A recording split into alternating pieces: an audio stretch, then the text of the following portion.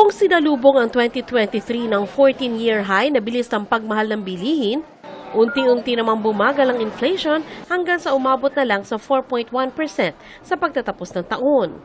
Marahil, pinakaininda ngayong taon ang pagmahal ng bigas. Kahapon 53, ngayon 56. Oh, grabe oh. Ang laki ng tinaas.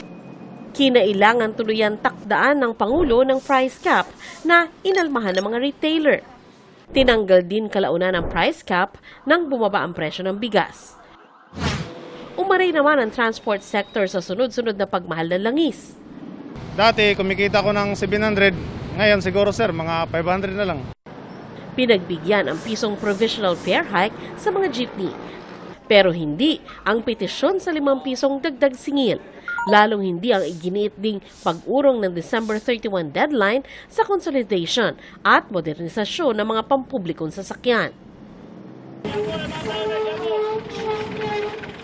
Kaya ang makailang round ng tigil pasada ngayong 2023, walang masakyan.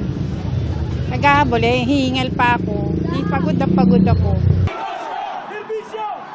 May huling ratsyada ngayong huling 2 linggo ng taon.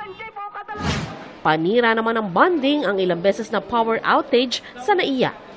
Kabilang ang tumama noong mismong bagong taon at noong Labor Day. Bukod sa inayos na power supply, planong isa pribado na ang pagmamanage ng airport.